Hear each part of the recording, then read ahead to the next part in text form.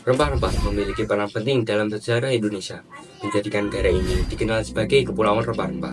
Sejak zaman kuno, cengkeh, pala, lada, dan kayu manis dari Indonesia telah menarik perhatian perdagangan dari seluruh dunia. Kekayaan rempah-rempah inilah yang mendorong bangsa-bangsa Eropa seperti Portugis, Belanda, dan Spanyol datang berlayar ke Nusantara, mencari sumber langsung dari kekayaan alam ini. Perdagangan rempah-rempah bukan hanya membentuk peta ekonomi global, tetapi juga membawa pengaruh budaya, politik, sejarah yang besar, mengubah Nusantara menjadi pusat perhatian dunia. Inilah kisah tentang rempah-rempah Indonesia yang tak lekang oleh waktu, dari jalur perdagangan kuno hingga menjadi komoditas berharga yang mengubah dunia. Saya Habib Chandra Syaputra, absen 14 dari kelas 11 A2 akan menjelaskan tentang sejarah rempah-rempah di Indonesia dan salah 3 manfaat rempah dari cengkeh, jahe, dan lada. Berikut ini adalah penjelasannya. Asal-usul dan kekayaan rempah Nusantara.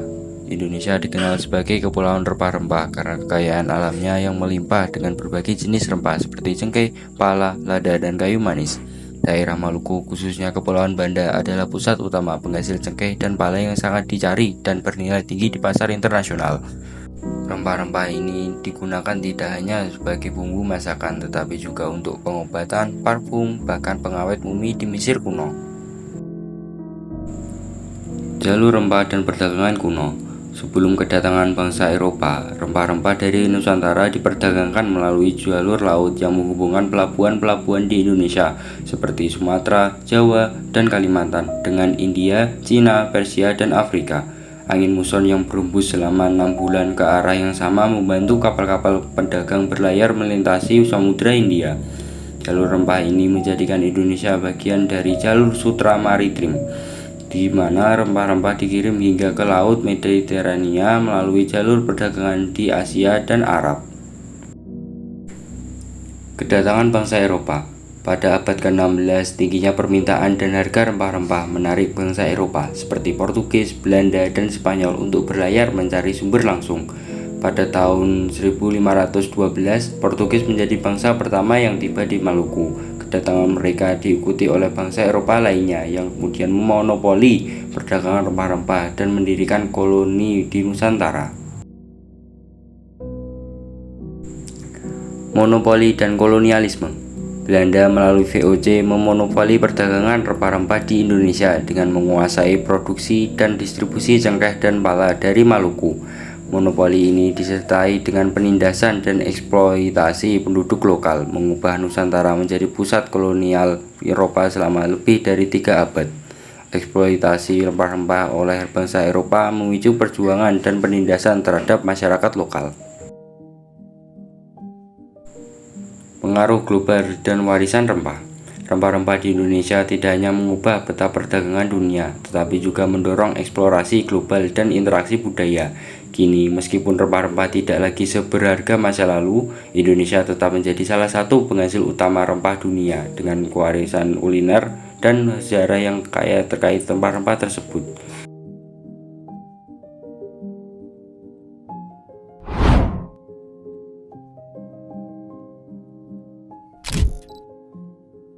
Yang pertama adalah cengkeh.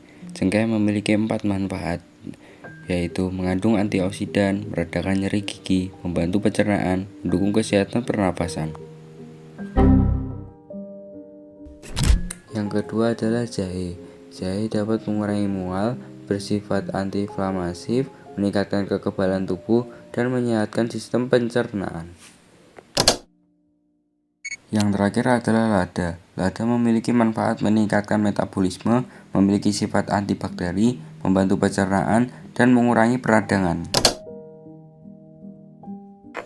Kesimpulannya, rempah-rempah memiliki peran besar dalam sejarah Indonesia, membuat Nusantara terkenal sebagai pusat perdagangan dunia.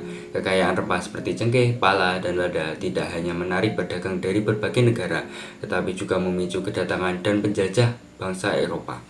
Jalur rempah Nusantara menjadi penghubung penting yang mempengaruhi ekonomi dan budaya global. Meski zaman monopoli rempah oleh penjajah sudah berlalu, Indonesia tetap dikenal sebagai penghasil utama rempah-rempah. Rempah ini tidak hanya menambah cita rasa masakan, tetapi juga memiliki manfaat kesehatan yang penting. Saya Habib Chandra Syaputra, pamit undur diri. Wassalamualaikum warahmatullahi wabarakatuh.